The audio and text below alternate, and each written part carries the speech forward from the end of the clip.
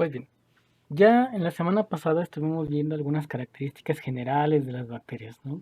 Cómo es la célula eucariota, las características generales en cuanto a estructura, algunas estructuras generales como pueden ser la pared celular, los flagelos. Quizás algunos, como les mencioné, pues no están presentes en todas las bacterias, en todas las especies, pero pues sí están presentes en la mayoría o es una estructura relativamente común. En estos videos vamos a platicar un poquito acerca de características sí, muy particulares y muy peculiares de ciertos grupos bacterianos. Por lo tanto, como les digo, cada especie de bacteria es única, ¿no? Por eso es una especie separada de todo el otro grupo de bacterias, de todos los géneros demás y de todas las especies dentro del mismo género de bacterias. Sin embargo, hay algunas características muy específicas de ciertos géneros que vamos a precisamente platicar ahorita. Dentro de ellas, la primera que vamos a platicar es la formación en endosporas. Esta estructura es una estructura de protección. Resiste el calor extremo, la desecación, o sea, la sequía, la radiación, la limitación de nutrientes, que haya muy poquitos nutrientes en el medio, y sobre todo vamos a encontrarlas en dos géneros bacterianos, el género Bacillus y el género Clostridium, que son los principales donde se puede ver esta característica y como que muy propios de las bacterias que están dentro de estos dos géneros. Seguramente ya han escuchado antes hablar de esporas, muy posiblemente cuando se habla de hongos.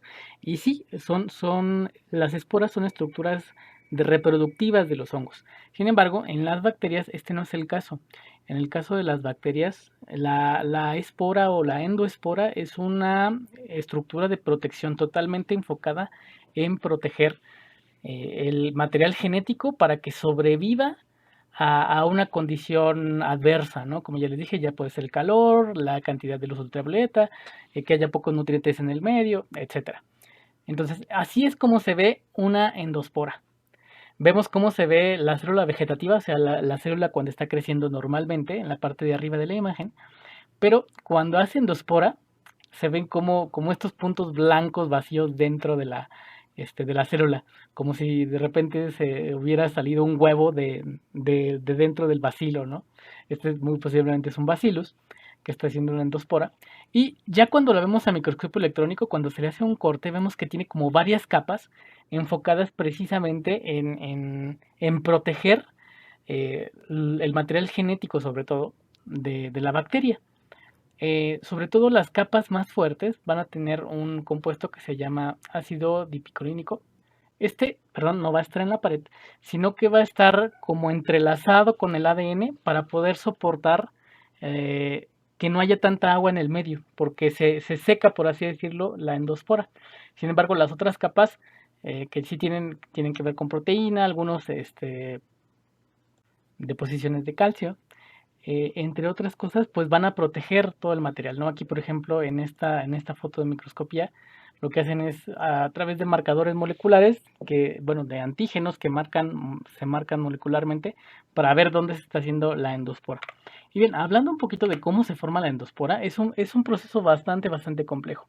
No nos vamos a meter muy a fondo, pero básicamente al inicio de la formación de la endospora participan alrededor de 200 genes, eh, o sea, es un proceso bastante complicado y puede tardar incluso hasta 8 horas.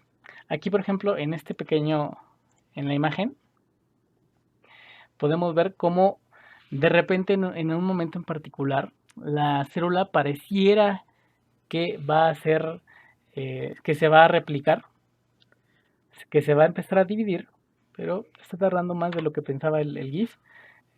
Así que mejor vamos a repasarlo por acá. Primero, ay, miren, ya empezó. Ahora sí. Parece que se va a dividir, pero es una división que no es por en medio como normalmente es en las bacterias. Y se van haciendo capas y capas para formar la endospora. Eh, Dentro de la endospora se mantiene una copia del ADN. Y la copia que está fuera de ADN, el cromosoma que está en la parte externa de la endospora, se elimina y se empieza a endurecer este, la corteza o las capas externas de la endospora. Entonces se va desecando poco a poco el exterior hasta que pues llega el momento en que básicamente se muere por fuera y básicamente las partes externas se forman, las partes externas de la endospora se forman y puede salir libre. La endospora, una vez que encuentra un medio más adecuado para poder volver a crecer, germina, o sea, se abre y vuelve a crecer el bacillus como si no hubiera pasado nada, ¿no? Entonces, como les digo, es un proceso complicado. Si quieren, vamos a hacer un pequeño acercamiento a las imágenes para que alcancen a leer lo que dicen ellas, donde primero parece que se va a hacer una división celular, pero no es simétrica. Normalmente la división celular es por el medio de la célula y ya después se parte en dos cuando se hace fisión binaria. Pero en este caso se hace en un extremo y con las capas de membrana se van haciendo cada vez más capas en la endospora. Hasta la formación de la endospora, se seca todo el exterior, se eliminan el ADN que está en la parte de afuera y queda libre o se puede liberar la nueva endospora.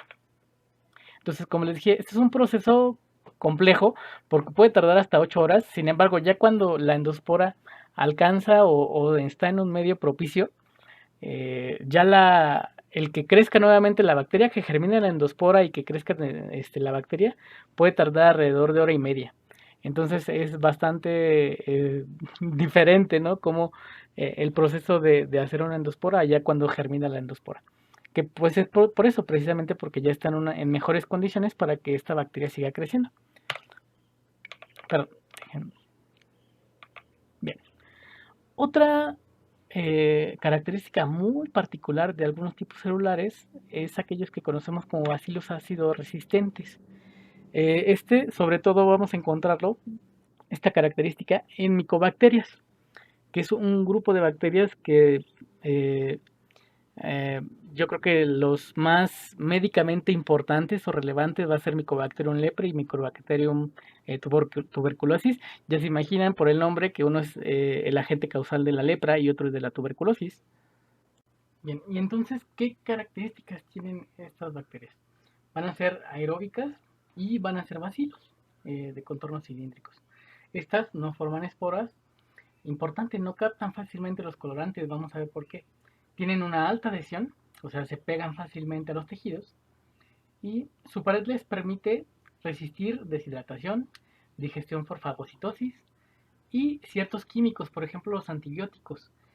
Sobre todo, no tanto Mycobacterium leprae, pero sí Mycobacterium tuberculosis es una de las bacterias más resistentes a muchos antibióticos y por eso es una enfermedad tan compleja de tratar. Pero bien, vamos a hablar un poquito al respecto de cómo es posible eh,